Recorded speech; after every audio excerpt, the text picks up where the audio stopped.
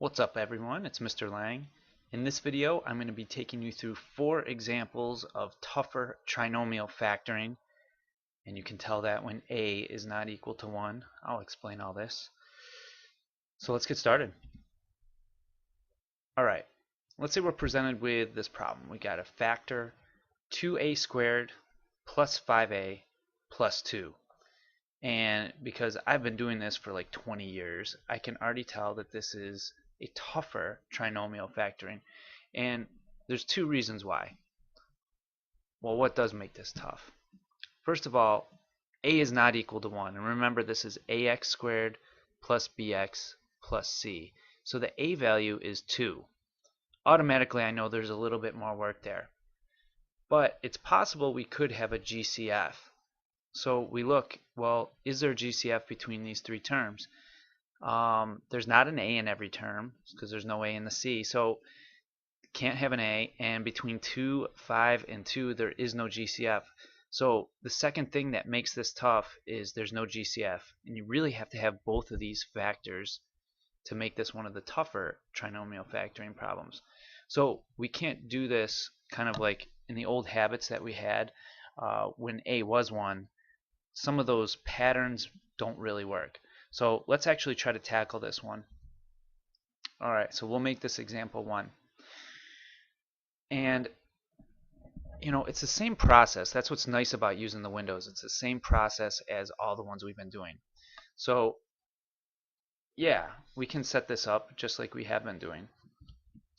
We're going to put a 2a squared here.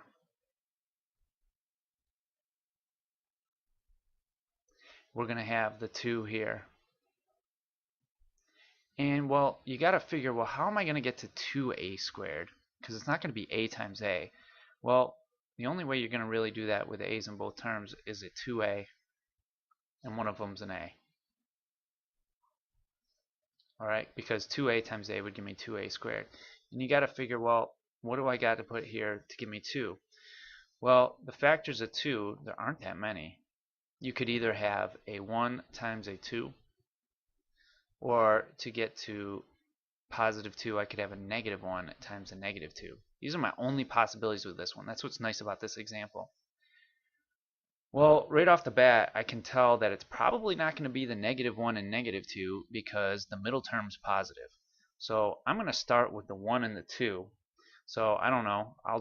There's no real like easy way to tell. So I'm going to put a 2 here and a 1 here. And let's just see what happens. So a times 2 gives me 2a. And 2a times 1 gives me 2a. And let's check to see if this is right. 2a plus 2a gives me 4a, but that does not match my 5a there. So this can't be right. Well, this was the only option we really had. So what makes this a little bit tougher is not only do you have to choose the right numbers, but you have to choose the right spot for them. So I'm going to erase what I just wrote there, and I'm going to switch the order. I'm going to put the 2 down here instead and the 1 up here, and let's see how that changes things. So we're going to have a times 1 gives me a, or 1a. We have 2a times 2, that is 4a. I think this works. 4a plus 1a gives us 5a. So this is our answer. So our factored form for this trinomial is going to be 2a plus 1 times a plus 2.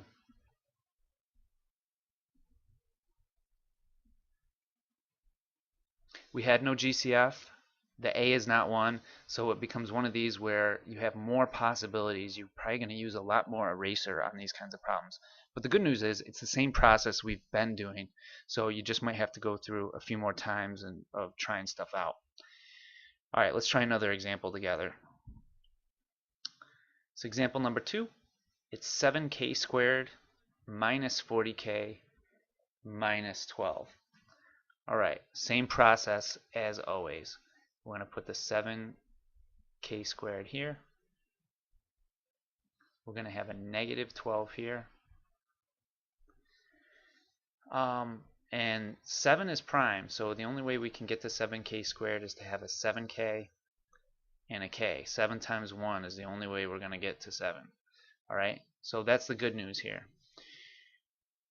Well, we got to get to negative 12. There's a bunch of different ways to get to negative 12. But the good news is one has to be positive and one has to be negative for you to get a negative. So we could have something like negative 1 times 12. You could have positive 1 times negative 12. You could have negative 2 times 6. You could have 2 times negative 6. You could have negative 3 times 4, or 3 times negative 4. And again, you don't have to list all these out. I'm just doing it because, hey, I'm the teacher and I'm just going to show you this way.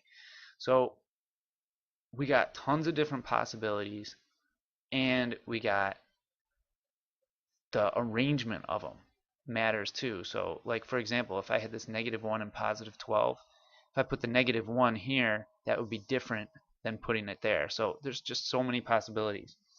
I'm just going to try something. I'm going to try a negative 6 and a positive 2 here. Just going to try it. All right. Sometimes you can get a feel for how these work. So 7k times 2 is 14k. And k times negative 6 is negative 6k. Well, this clearly doesn't work. Negative 6k and 14k gives me 8k. And that's a positive. So I was way off.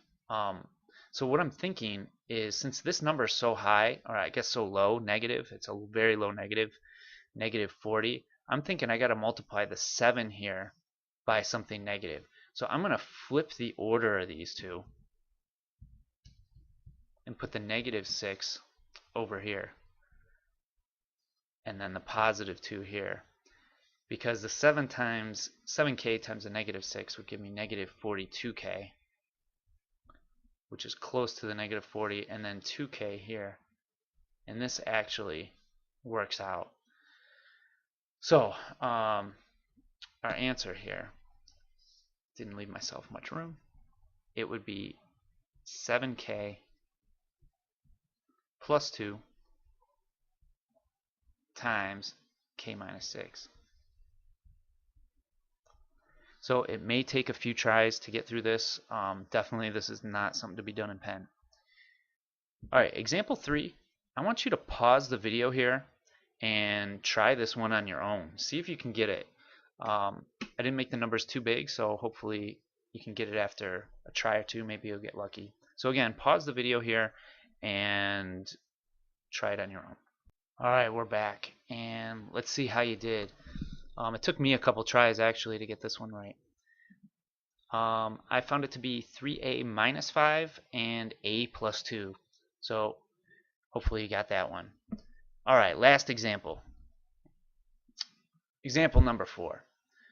We've got 4p squared plus 8p plus 3. And this is just like the other ones. The a is not equal to 1, and there's no GCF between 4, 8, and 3. But there's a difference with this one. Is that the first number here, 4, is not prime. So we actually have multiple different ways we could get to 4p squared. Let me write it first. Alright, so 4p squared, we could either have a 4p and a 1p. That would be one way to get there. But since it's not a prime number, I could also be 2p and 2p. So this one's especially tough. It's just a nasty factoring problem, but we can figure it out. So let's start with the 4p and the 1p, and let's give this a shot. Luckily with this one, the c number, the 3, doesn't have many ways to get there. You can either do 1 times 3 or negative 1 times negative 3, but I can probably rule out the negatives because I see that middle term is positive, and there's no way I would have a positive middle term if both of these were negative. So it's really just got to be 1 and 3, and the order could matter. So I'm just going to try a couple things. I'm going to try the 1 here, the 3 here, see what happens. 4p times 3 would give me 12p, and this would give me 1p.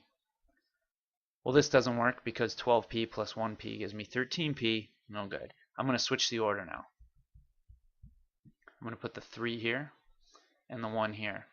See what happens. 4p times 1 is 4p. 3p here. 4p plus 3p gives me 7p. Almost.